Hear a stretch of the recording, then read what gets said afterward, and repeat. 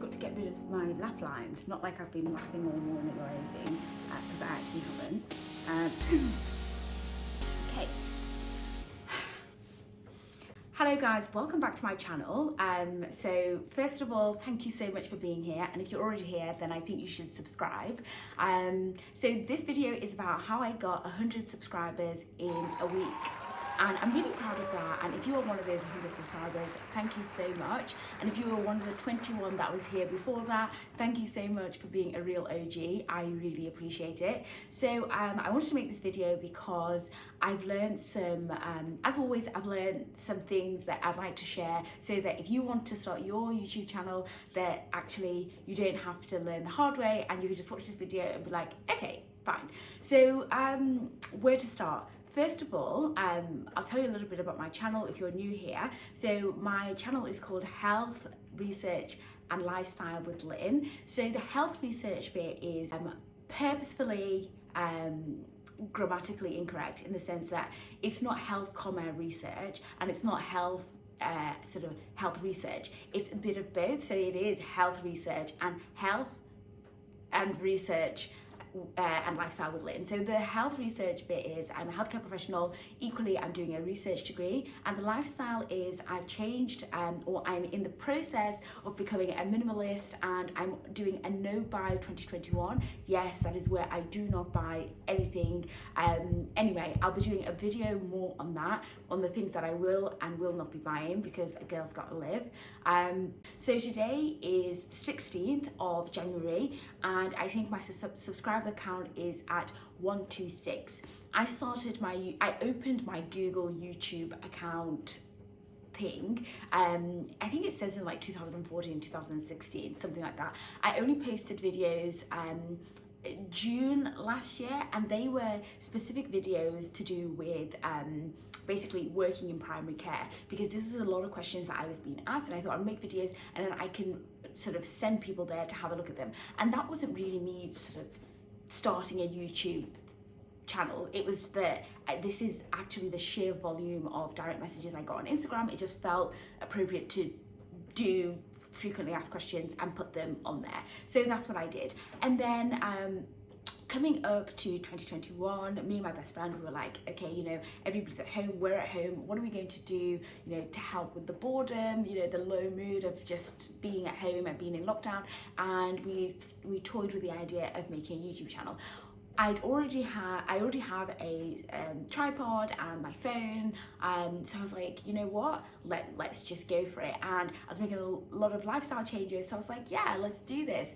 Equally, I have I think a significant following on Instagram with my research account, that community, so it kind of felt right to just make this a bit of an extension of that, but talk a bit more about some lifestyle changes that I'm making. And those of my research pals who kind of want to follow that side of my journey can come and have a look at that on YouTube, but without me kind of tainting my research account, talking about how I'm investing in stocks or that I'm not buying clothes for 2021, because they don't really want to hear that.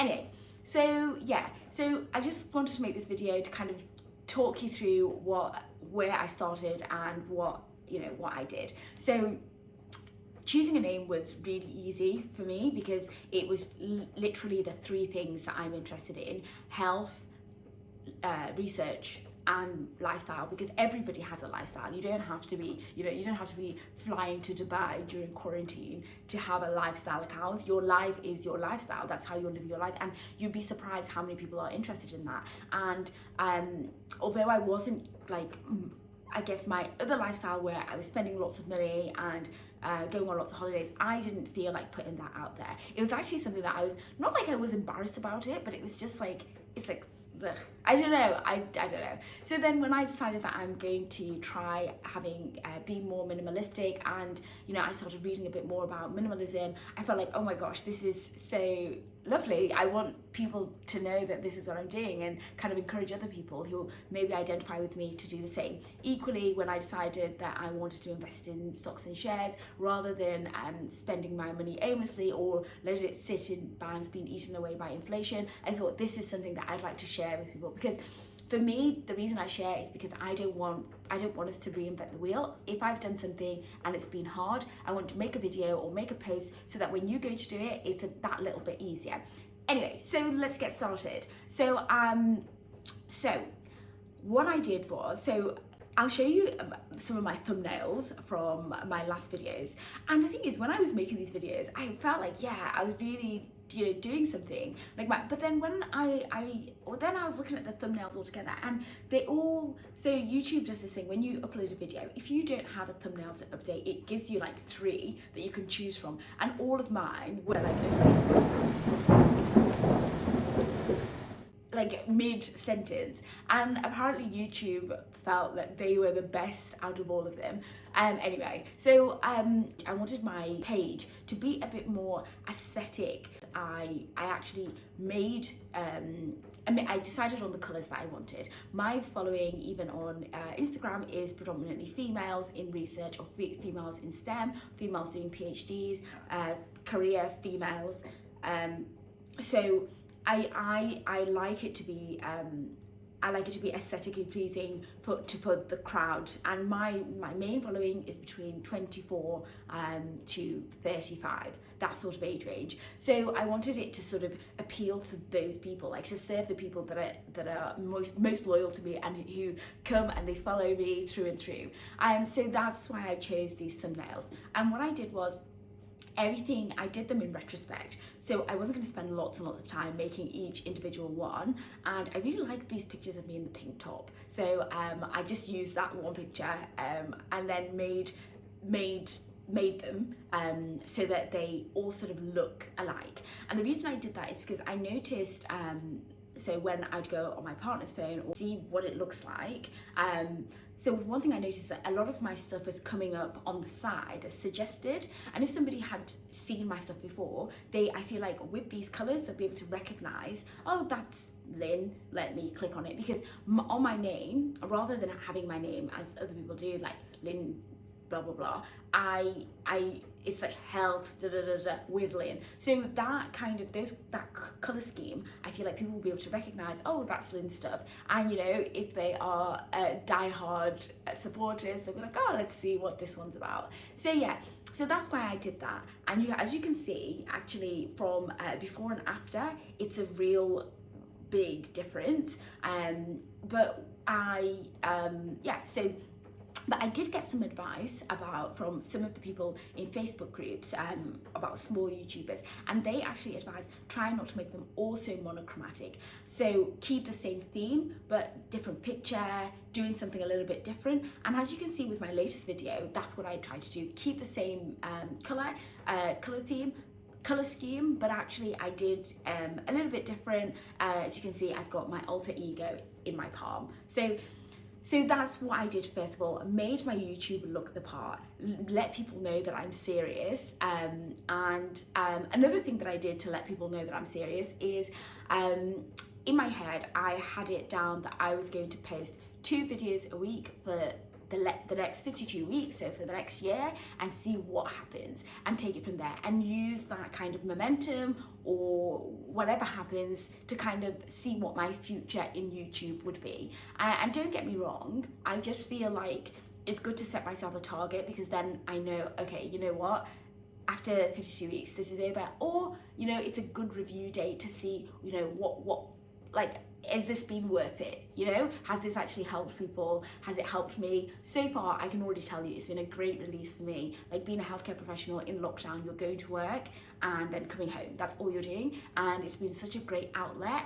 And for me, and I've got a lot of satisfaction from it. This is, obviously week 1, 2. So who knows what I'll be saying by week 50. But so yeah, the next thing I did to let people know I'm serious, as you can see, I've only been doing it seriously for the last 15-16 days, and yet I have posted 8 videos in that time. So that's that's a little bit more than 2 a week. But what I wanted to do is pump out almost like a loading dose, give people a loading dose of what to expect. Although I can already tell you, like, the quality of the videos is not as good as I hope it will be in week 50, but it's to give people, to let people know what it's about. Because a lot of people talk about picking a niche. It's very difficult to pick a niche when you are a multifaceted person.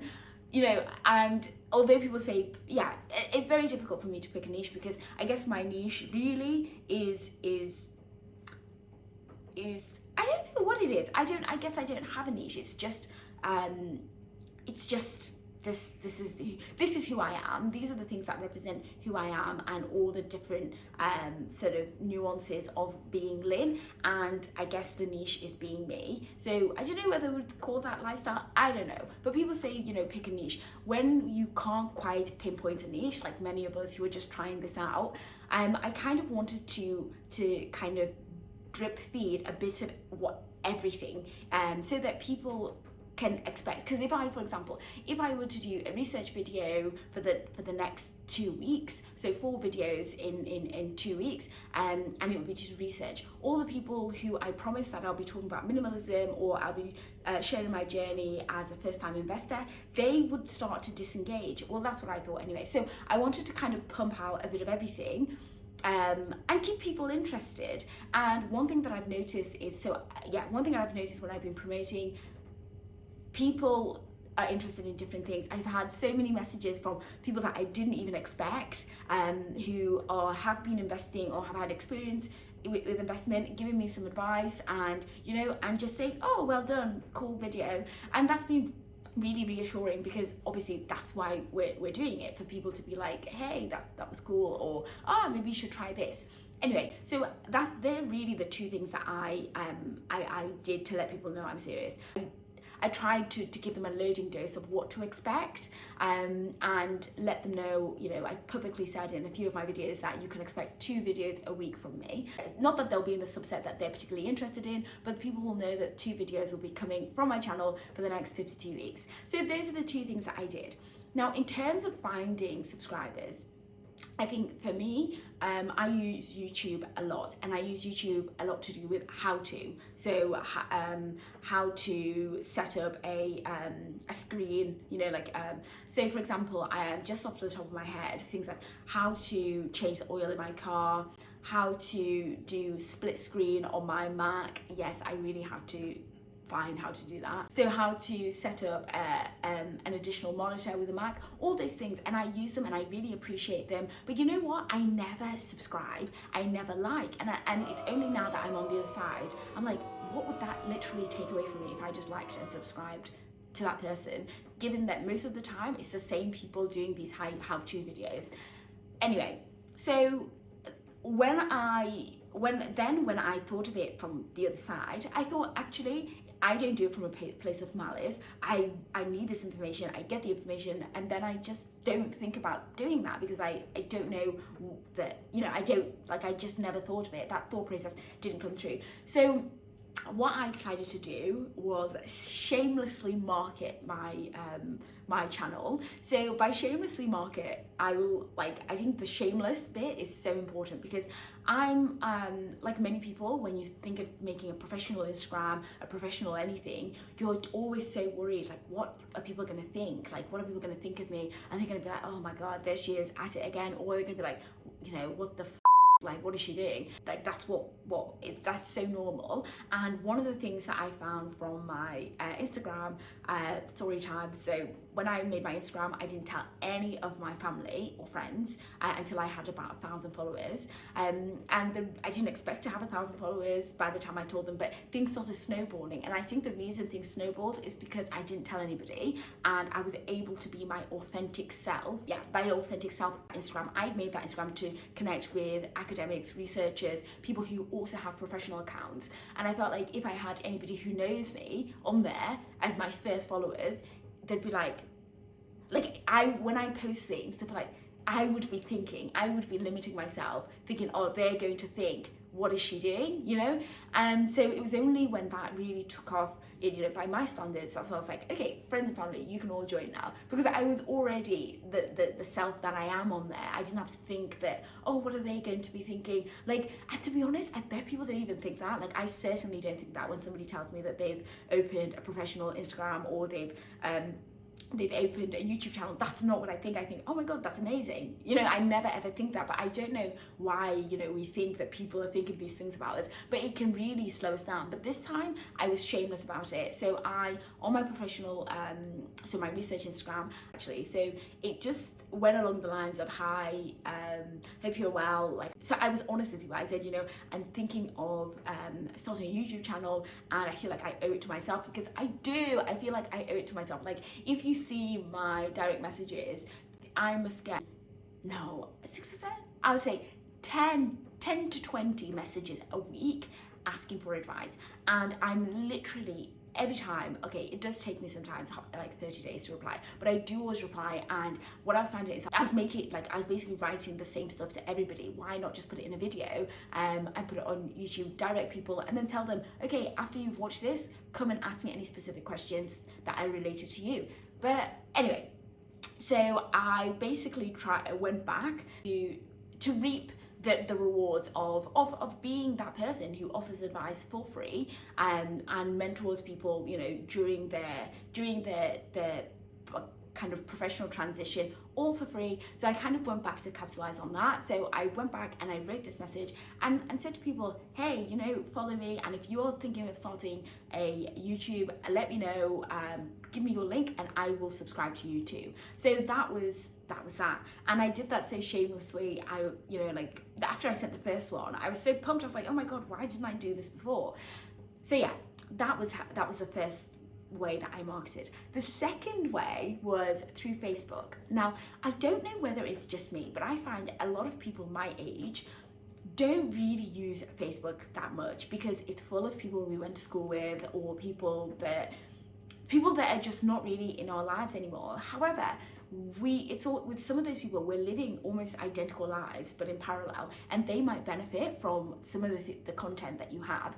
And I guess another thing with the Facebook thing, I think that's where I get the most of that kind of, oh God, what are people going to think? But actually, not that I don't care what people think, but I think, you know, we're past that now. You know, we're way past that stage where, you know, we're past that. So I started posting some of my videos on Facebook, and I picked specifically certain ones that I felt that people on Facebook might benefit from. So, for example, how to fund your research degree, how to fund certain things. I feel like there's people on that who might, you know, might benefit from that. Certain things that I didn't feel like my minimalism things would be of that much interest, but you know what, I might post it, let's see. So yeah, so then I posted things on Facebook.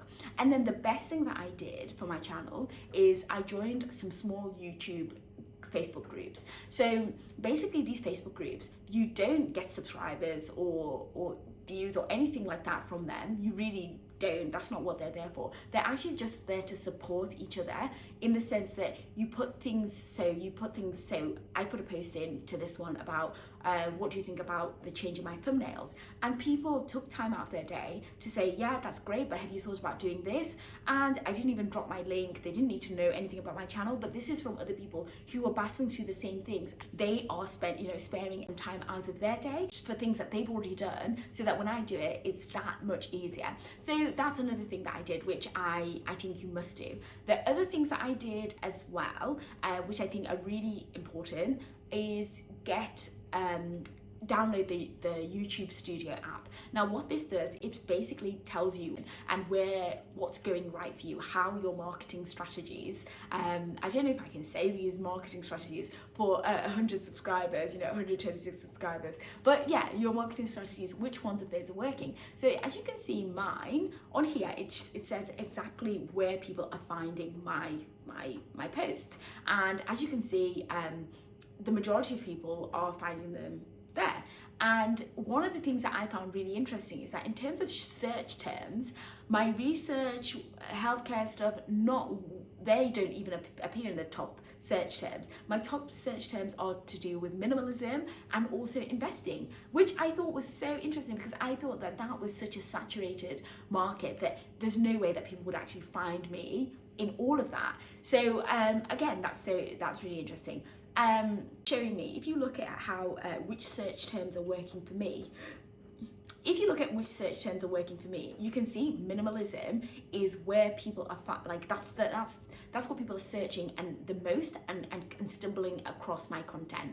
So what that tells me is that people are excited about that, and so close to the new year, obviously people are trying to make a lot of lifestyle changes, and I think a lot of people are reflecting on, you know, just consuming in general. And so what that shows me is that people like this, so I need to make more of that. I need to engage people a little bit more in that. Although my health and research stuff doesn't get a lot of, is not very popular, can I say, that I'm using it as a vehicle to save my time, to be able to help other people without having to spend so much time sending messages. So I'm still going to do that because I enjoy that the most, because I feel like as healthcare professionals, we have a lot of knowledge which is tacit, which means that that knowledge, you know, it's not tangible, it's not written anywhere, and that we can only pass to one another by doing things like this, or by mentoring, or by spending, you know, time with each other, which COVID makes very difficult. So I feel like it's almost like a professional duty of mine to make those videos so that somebody else doesn't have to learn the hard way. So and I enjoy those videos more than ever, even though they're not particularly popular. So anyway, so yeah, so basically it's good obviously to look at your studio and see what you should do more of, what you should do less of. The amazing thing about going past the 100 subscriber milestone is that you get to have a custom URL. I'm still a little bit scared about customizing my URL at the moment because I'm not 100% sure. I mean, I love health research lifestyle with Lynn. However, I've seen a lot of people have their full name as a URL. I don't know why. I just, you know, we have to be careful about our use of social media. I don't think that there's anything that I've done that is, you know, that breaches that. However, I'm still battling whether I want to use my full name, or I just want to keep it as my page, Health Research Lifestyle with Lynn. So I'm not going to change my URL yet, because if you customize your URL, you actually cannot then change it. You have to just move to another URL. I'm not going to do that at the moment. And I've had a lot of, I've been reading some things about SEO, so search engine optimization, and I'm still working on how to optimize like my tags, and I'm working on it, and it's been great. I hope that this video is being useful to you, and if you are already subscribing, thank you so much. I 100% appreciate every single one of you, and certainly if you are not prescribing, man, I've got healthcare on the brain. If you are not already subscribing, then you should hit the you should hit the subscription button or subscribing button. You should hit the subscribing button and just to see more of my content, and certainly drop your link. I would love to subscribe to you too, and I hope this video has been somewhat useful for anybody who started their YouTube channel and less than 100 subscribers and wants to accelerate their growth. I hope one day I'll be sat here saying to you, like, this is how you get to 1,000 subscribers. But you know what? It's 2021 and anything is possible. Stick around to see more of my content. Thank you so much for watching. Take care. Bye.